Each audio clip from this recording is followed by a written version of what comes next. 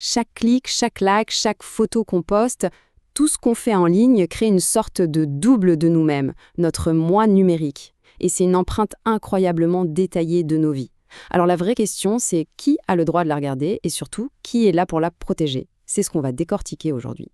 Et oui, c'est la question cruciale. Parce que, soyons clairs, sans aucune protection, cette empreinte numérique peut très vite devenir un problème. Pour bien comprendre les solutions qui existent, il faut d'abord prendre la mesure des risques. On commence donc avec notre première partie, les risques liés à nos données. Avant de parler de boucliers et de gardiens, voyons de quoi on doit se protéger exactement. Qu'est-ce qui est vraiment en jeu? Bon, pour commencer, mettons-nous d'accord. Qu'est-ce qu'une donnée personnelle? On pourrait croire que c'est juste notre nom ou notre adresse email. Mais en fait, la définition légale est beaucoup plus large. C'est toute information se rapportant à une personne physique identifiée ou identifiable. Et concrètement, ça va de notre nom, bien sûr, à notre adresse IP, nos likes, nos déplacements, bref, quasiment toute notre vie numérique. Et le truc, c'est que ces données, elles ne dorment pas tranquillement. Elles sont collectées, analysées, moulinées par tout un tas d'entreprises pour créer des profils ultra détaillés sur nous, souvent à des fins commerciales. Le souci, c'est que ce processus, la plupart du temps invisible, peut sérieusement empiéter sur nos libertés. En pratique, ça donne quoi? Eh bien, ça donne ces pubs qui nous suivent partout, parfois un peu trop bien ciblées, vous ne trouvez pas? Ça veut aussi dire que nos infos peuvent être utilisées pour des choses auxquelles on n'a jamais dit oui. Et puis, il y a le profilage. On nous met dans des cases, ce qui peut influencer les offres qu'on reçoit, ou pire, sans même qu'on s'en rende compte.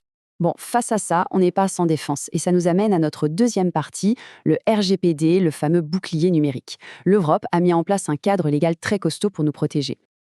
Alors le RGPD, pour Règlement général sur la protection des données, c'est une règle européenne qui est en place depuis le 25 mai 2018. Son but est simple mais super puissant, protéger les données personnelles de tous les résidents de l'Union européenne.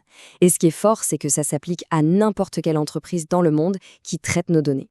Concrètement, ce règlement nous redonne les clés du camion. Il oblige les entreprises à être transparentes, à nous dire ce qu'elles font avec nos données. Fini le flou. Il leur faut notre consentement clair et net. Et surtout, il nous donne le droit d'accéder à nos informations, de les corriger et même de demander leur suppression. C'est un vrai pouvoir.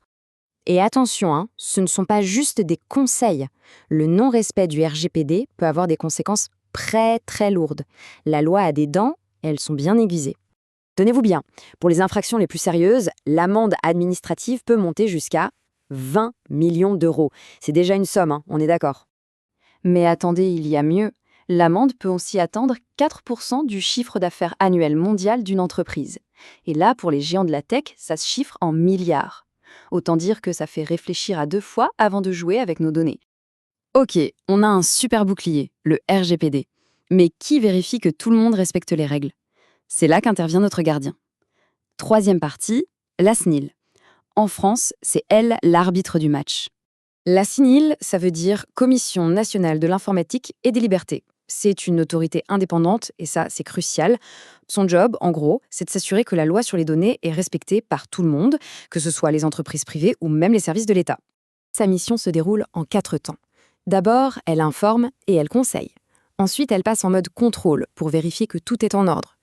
Troisième étape, elle recueille nos plaintes si on estime que nos droits ne sont pas respectés. Et enfin, si ça ne suffit pas, eh bien, elle peut sanctionner. C'est vraiment une boucle de protection complète. Allez, dernière ligne droite, la vie privée dans le monde réel. Parce que la théorie, c'est bien beau, mais concrètement, dans notre quotidien, ça change quoi? Voyons quelques exemples parlants. Prenons un risque qui fait peur à tout le monde, l'usurpation d'identité numérique. Pour limiter ce danger, le RGPD impose 2 règles d'or. 1. Ne collecter que le strict minimum de données. Et 2. Bétonner la sécurité de ces données. La logique est simple. Moins il y a d'infos sur nous qui se baladent, moins on court de risques.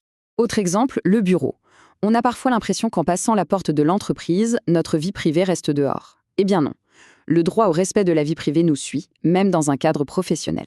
Et ça a été gravé dans le marbre par une décision de justice hyper importante, la jurisprudence Nikon de 2001. Elle a affirmé noir sur blanc le droit au respect de la vie privée du salarié sur son lieu de travail. Ça a été un vrai tournant, une ligne rouge a été tracée. La conséquence est très concrète. Si un email est clairement identifié comme personnel, un employeur n'a tout simplement pas le droit de le lire. Point final, la frontière est claire. Donc, si on résume, on a un bouclier puissant, le RGPD, et un gardien vigilant, la CNIL. Tout ça pour protéger notre moi numérique. Mais La technologie, elle, ne s'arrête jamais. Face à l'explosion de l'intelligence artificielle, des objets connectés qui nous entourent, est-ce que ce bouclier sera toujours assez solide?